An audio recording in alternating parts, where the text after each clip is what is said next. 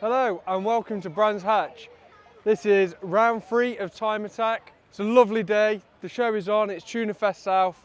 Tsuki's ready to go out racing, so let's have a look at what we've got in store today. Firstly, we're going to walk around the show, see what's around, and then we'll catch up with Luke down at the garage and see how he's getting on. So let's get into it.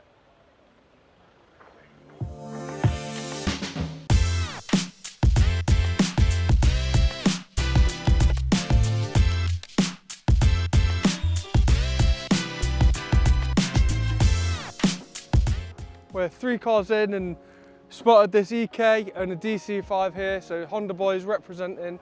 We're going to go check out the Obsession stand because that's where like all the sort of show cars are. So let's head over there and see what we've got in store today. So for me, Golf R, pretty like ultimate dad wagon for me, and it's got the racing line performance wheels and the brakes, so that's pretty cool. All available at Tegiwa.com, the whole racing line range. Yeah, this gets a thumbs up. And just next to it, we've got this awesome S2000 that we've just spotted. So let's have a look around it and see what we can see. It looks well clean. And looking inside, he's got a Mugen gear knob as well. So yeah, he's got Volt raised wheels. Yeah, this is smart, clean, perfect for a summer's day drive.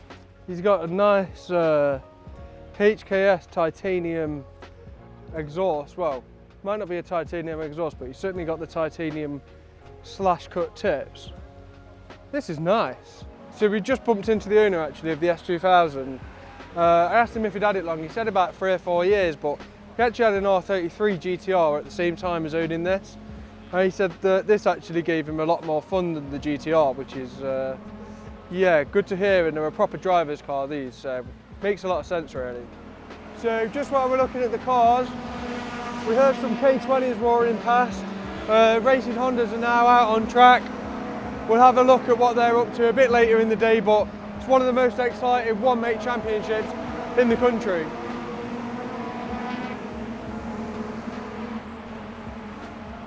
So check out this 4-door Civic. I think it's an EF, but I could be wrong. Let me know in the comments. Yeah, not seen anything like this before. There was one at JDM Jam that looks standard, but yeah, this is pretty special, isn't it? So I noticed the number plate on this thing, K24 Civic Del Sol, was like, wonder if that's got a K24 in. Looks like it's got a K24 in. Absolutely massive Skunk 2 Ultra inlet manifold with a huge spacer on it, so it's getting all of the air. Nice drag cartel cam cover. This thing is super clean. Bet it shifts as well. We just poked our head inside, noticed the K-tuned adjustable shifter, personal steering wheel, and then just behind that was like their S2000 clocks, which is wild because we're obviously off an S2000, but say the S2000 came out in 1999. That instruments cluster was so ahead of its time, so futuristic, as if they put one like in a Del Sol. It's just so cool. Yeah, we're down at the Obsession bit. These are kind of the selected show cars. There's a tent in there that always has something different in. Let's have a walk around and see what motors we can see. Yo! Yay! How you doing, brother? Guys? You How good? are you? Yes, mate. How's things? Yeah, good, man. So you're rolling down early on. You guys look so cool. Yeah. How's things? Yeah, all good, man. All good. Better for seeing this. This is sick. This is sick. Like, what's the best car you've seen today? probably we've only done that bit, but there's a Del Sol just out there with the K24 in. Yeah. Have you seen the instrument cluster? Yeah. It's off an S2000. Like, that's sick. But this is sick, isn't it? This is proper like 80s throwback. Yeah, man. Oh, man. So first thing in the tent is this amazing Escort Cosworth RS, sat on Compomotive MO6s. I'm told he's got a 10J wheel up front, potentially a 9 on the back. So he's got all of the rubber to make use of the turbocharged YB engine, put all that power down. This thing is immaculate. It's so nice. Yeah, throwback to the 80s for this one.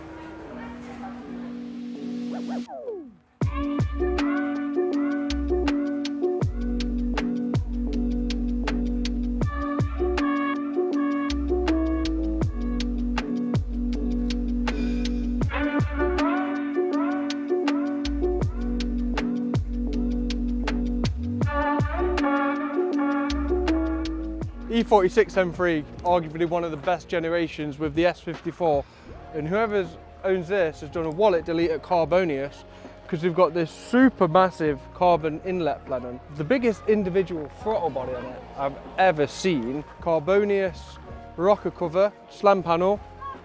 It's nice, and they're old cars now as well, so it's nice to see one that's been looked after and in good a condition as this. So that sums up the first half of the show. Luke's out in about 25 minutes, so me and Mitch want to get to the top of Paddock Hill, get a good spot to get some media coverage of it. So we've got to get a dash on, catch up with us later in the day. We'll check out the rest of the show and our trade stand as well. So we've got to get a move on, so let's dash.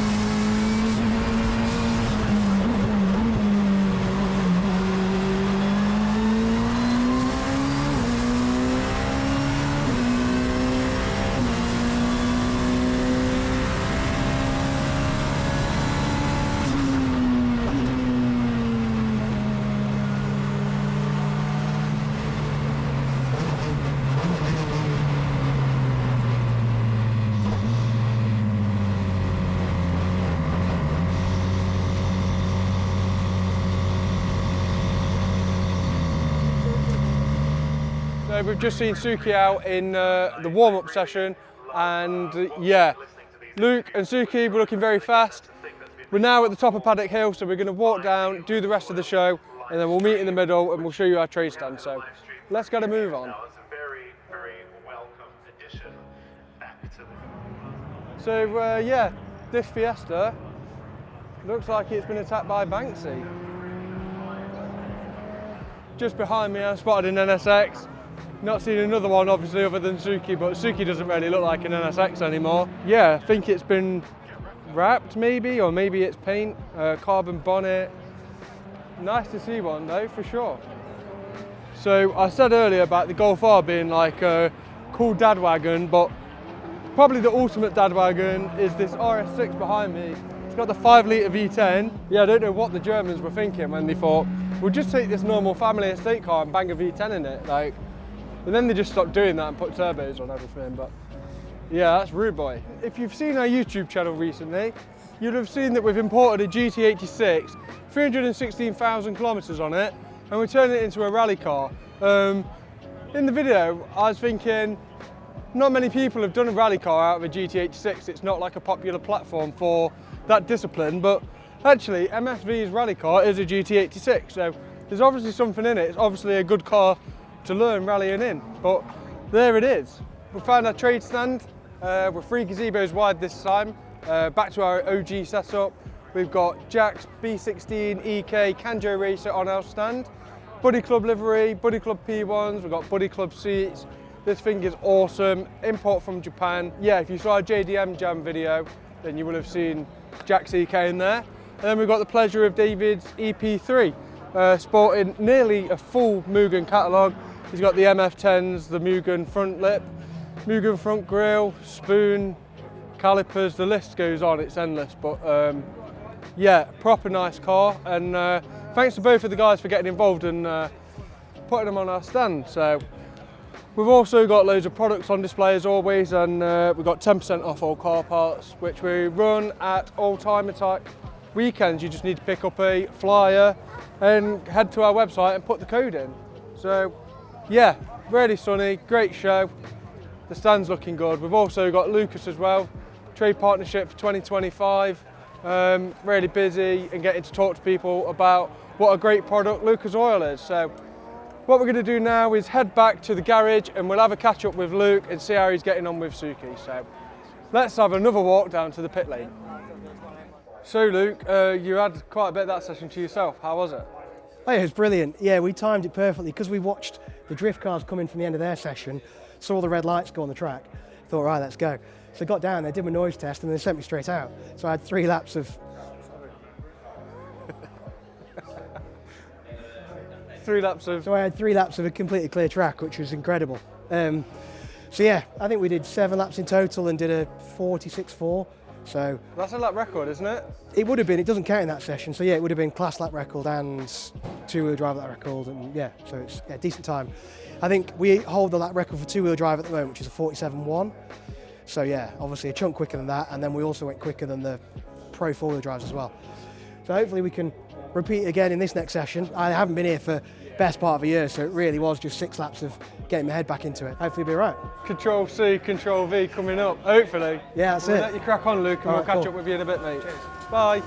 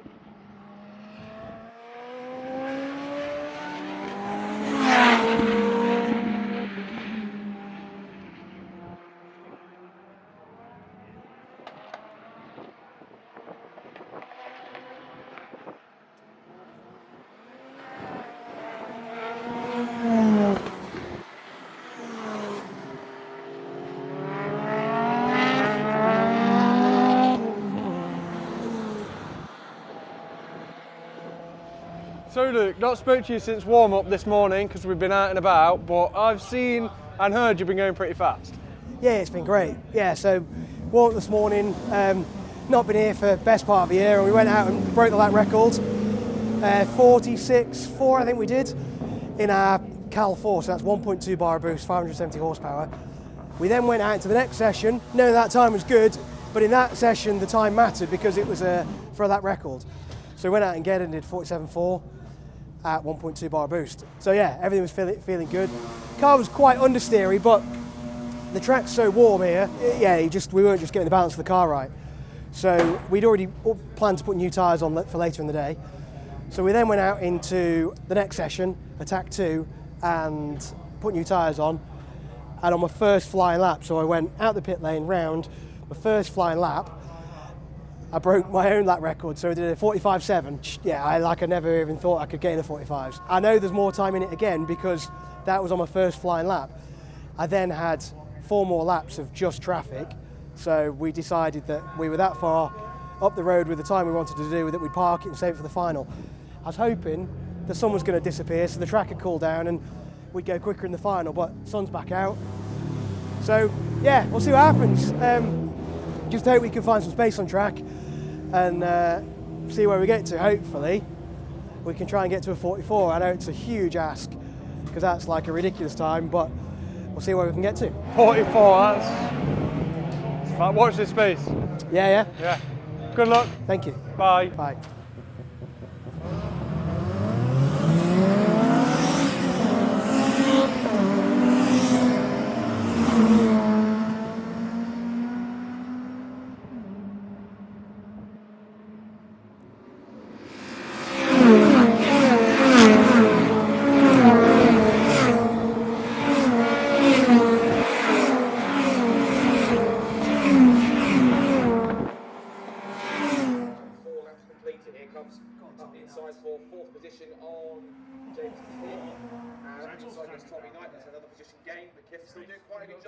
In 5th position. Now Will Self is also moving through the aisle, the red Civic in the background. You see cars being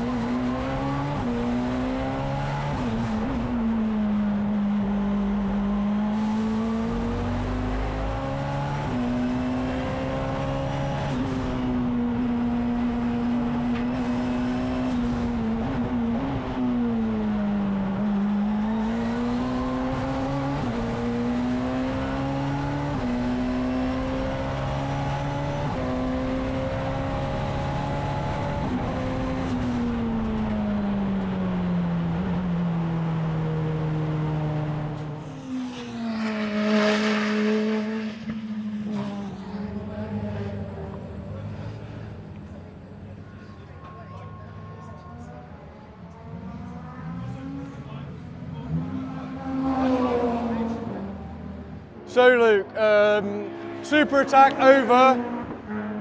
You broke your record again. She did well, didn't she? She did well. 45.5. It's like a time I didn't ever think we'd do around here. It's like absolutely crazy time. Way faster than lots of cars. And yeah, it's going back in the trailer. Still all fully in one piece, ready to race again. So I actually came in early through the session because I tried to go for another push lap because I was desperate to get into the 44s, but there was just too much traffic. The problem around here is that when you're doing that kind of lap time, if there's a car out there that's 3 or 4 seconds lap slower, you can come down the straight and think you've got a completely clear lap, and then by the time you get out to kind of Druids, you're on the back of someone. In that session, we actually went to Cal 3. So, like I said earlier, Cal 4 was 1.2 bar, 575 brake. That was Cal 3, which was 1.4 bar and 620 brake. So I noticed the difference between Druids and Graham Hill. I was upshifted to 4th, whereas before it was staying in 3rd. So it did have an extra grunt, but then I had to be a bit careful feeding the throttle in with it trying to come round on me. So there is a fine line between having too much power and having the right amount of power, especially around somewhere tight like this. But yeah, she felt brilliant. The Yokohama tyres are incredible, even though it's a baking hot day. The tyres have been great. Yeah, all in all, brilliant day. Yeah, so we're on to Snetterton now for round 4, but we'll be back at Brands Hatch later in the year, September, and hopefully we can do a 44. Let's do it. So that's the aim. Thank you for watching, like and subscribe, and yeah, we'll see you guys at Snetterton. So, ciao for now. Thank you. I'll do anything.